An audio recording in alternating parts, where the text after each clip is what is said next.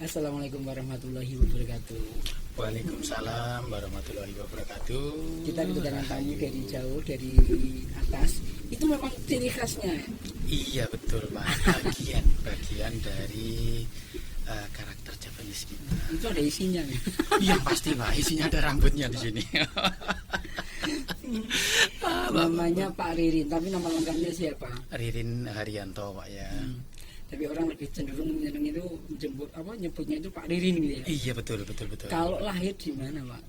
Sebenarnya lahir kita di Karanganyar Pak ya. Nah, terus Karanganyar, besar di mana? Besarnya juga di Karanganyar tapi kebablasan di luar Jawa. Jadi saya ini sebetulnya tiang Jawi, ingkang wonten Jawi. Jadi orang Jawa yang di luar Jawa. KTP-nya? KTP-nya sekarang alhamdulillah sudah pindah ke Jawa Pak. Walaupun kemarin masih ada di luar Pulau Jawa, khususnya di Manado barangkali. Enggak apa-apa disebut ya Pak ya. Enggak apa-apa. Kalau di Manado sekarang masih jalan. Masih jalan. Ada anak-anak kita di sana yang bisa menghandle segala sesuatunya yang ya upo ngoten Pak, istilahnya seperti itu. Istri dari Pekanbaru. Cerita sedikit gimana ceritanya bisa sampai ketemu. Iya, ini story berarti Pak ya. Ya terima kasih banyak. Hari ini saya bisa bersama dengan Pak Bambang yang sangat luar biasa. Terima kasih sebelumnya Pak ya, sudah disambut dengan segala disuguhi kanan kiri. Ini ceritanya teman-teman. Jadi monggo panjenengan nanti ke tempatnya Pak Bambang yang pasti suguhannya luar biasa. Bukan hanya sapa dan senyum, tetapi juga hidangannya luar biasa. Full. Selanjutnya Padunya cerita Gri Budoyo. Iya, jadi memang ini cerita sedikit tentang pribadi Pak ya. Dulu tamatan dari SMA, kebetulan bapak saya itu sebenarnya dulu cari desa Pak ya. Cari desa. Kalau sekarang sekdes ya. Sekdes, ya itu desa Jatirejo yang sekarang ada waduknya ya, ada waduk Gundang. Itu bapak dulu ceritanya cari desa sepuhnya itu bapak saya.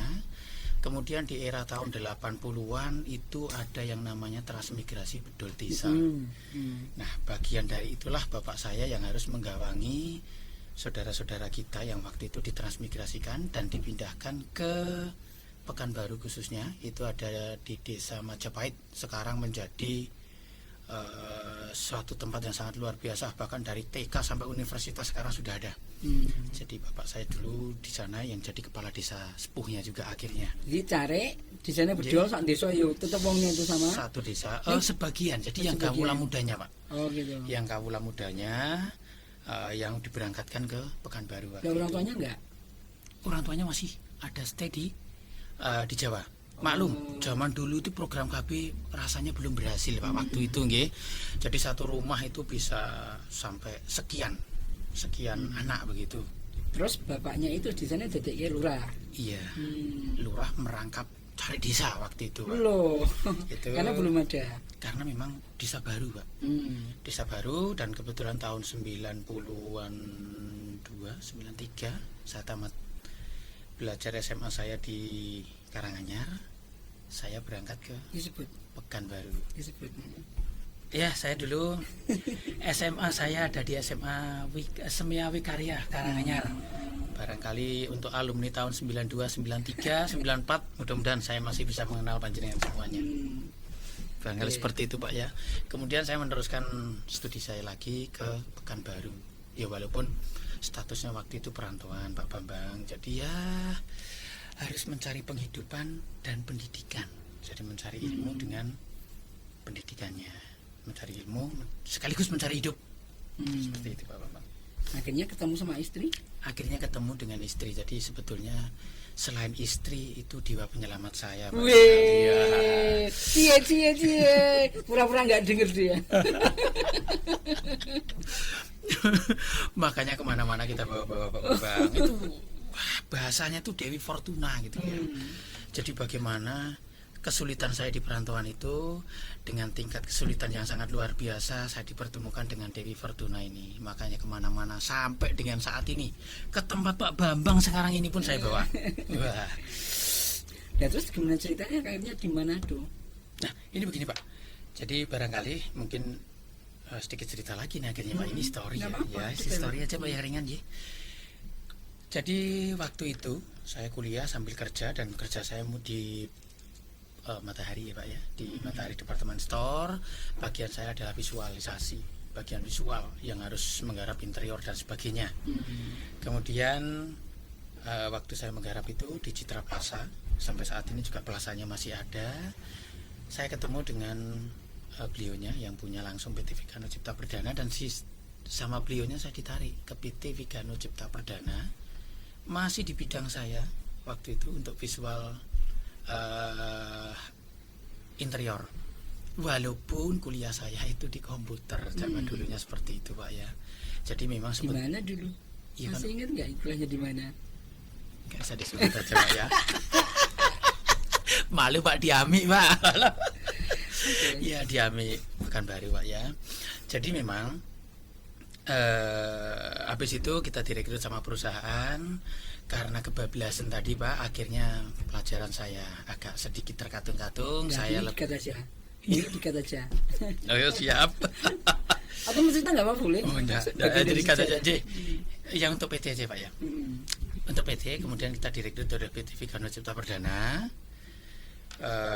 Di situ di bagian interior pertama kali untuk visual interior, kemudian diberikan kepercayaan untuk jadi manajernya, walaupun awalnya juga hanya mengganti supervisor, kemudian sampai ke manajer, kemudian sampailah saya, ini cerita singkatnya, sampai ke audit keuangan.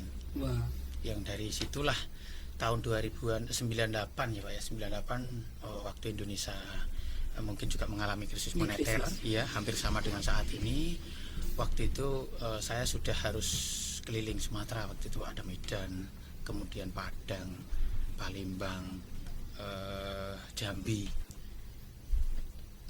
Pekanbaru. Nah, tapi stay saya lebih ke Pekanbaru. Tahun 2003 itu kita dipindahkan ke Surabaya untuk Gawangi yang di Surabaya. Di sana untuk manajer sekaligus untuk audit keuangannya di PT Vigano Cipta Perdana. Itu seluruh Surabaya.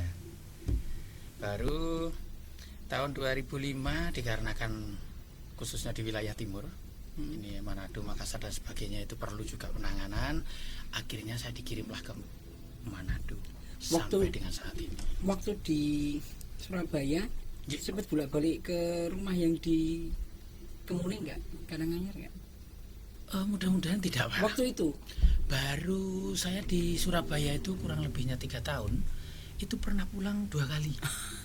Pernah pulang 2 kali karena memang tuntutan pekerjaan Pak ya. Istilahnya profesionalisme pekerjaan. Jadi bagaimanapun saya harus profesional karena memang waktu itu saya betul-betul dibutuhkan dan diberikan kepercayaan full oleh perusahaan.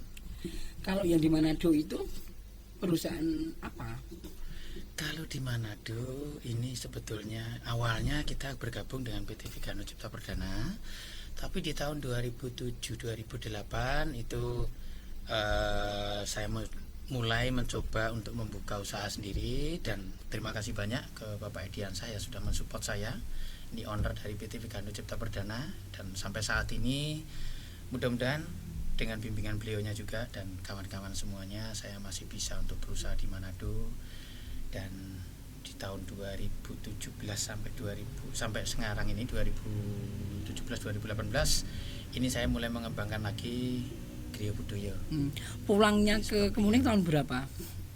Sebetulnya tahun 2016 Pak Bapak. 2016. Cuman waktu itu saya invest tanah di Kemuning itu sekitar tahun 2011-2012. Adanya Griya Budaya itu gimana ceritanya? Beli atau sudah ada atau gimana? Iya, itu sebetulnya beli Pak ya. Oh, beli. Beli, dan jujur saya itu sebetulnya lebih ke aksesoris distro waktu itu Pak. Jadi anak mapala pura-puranya dulu.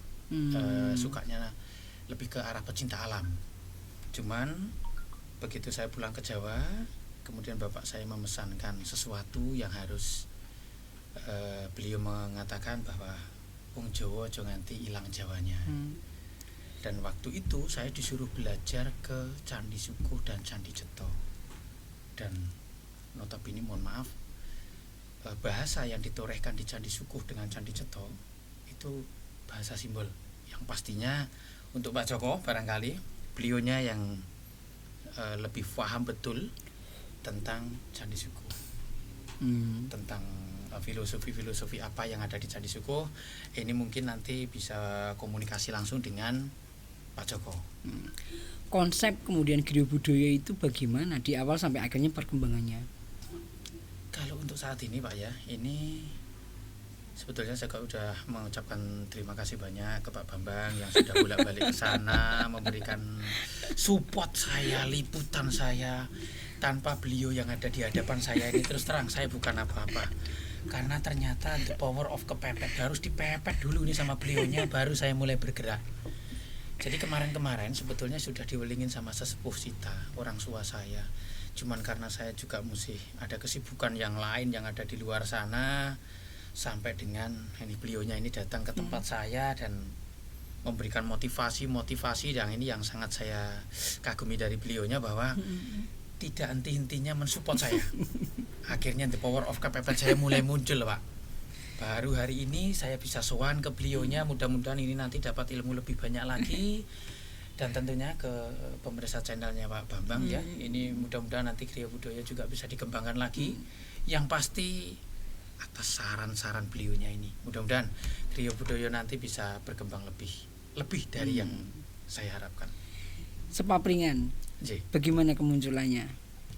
Sepapringan ini sebetulnya tidak lepas dari griya budaya Pak ya. Jadi kalau di griya budaya ini yang ingin saya ceritakan adalah tidak jauh-jauh dari apa yang menjadi pekerjaan saya yang lalu. Jadi di awal sekali saya yang mungkin sudah saya ceritakan tadi, bahwa saya itu ada di seni tata instalasi. Makanya griya budaya saya bikinkan satu bentuk seni tata instalasi. Jadi budaya ini adalah pembungkus dari ajaran. Jadi ada mungkin, mohon maaf kalau mungkin barangkali salah, karena memang ini budayanya dari gunung, jadi banyak salahnya yang pasti. Jadi packagingnya dari ajaran itu adalah, kalau di Jawa barangkali budayanya. Jadi budaya ini kita harus kemas semaksimal mungkin. Bahkan tujuan awal saya untuk mendirikan griya budaya dan Sepapringan, kampung wisata Sepapringan itu adalah adik-adik kita, anak-anak kita yang masih embrio. Bagaimana kita, saya sebagai generasi STW ini setengah tua, dibilang tua belum masuk, tapi dibilang muda udah kadaluarsa. Jadi agak repot ini Pak Bambang. Jadi saya mengambil konsep menceritakan segala sesuatunya melewati simbol-simbol persis yang saya pelajari di Candi Sukuh dan Candi Ceto. Jadi kalau untuk griya budaya ini menceritakan tentang Sangkan Parandumadi. Jadi monggo nanti kalau Pak Bambang tindak malih teng griya budaya dengan teman-teman pemirsa, barangkali nanti bisa mencermati apa yang ada di griya budaya satu persatu. Jadi tidak perlu buru-buru Anda harus masuk sampai belakang. Dilihat terlebih dahulu ada apanya.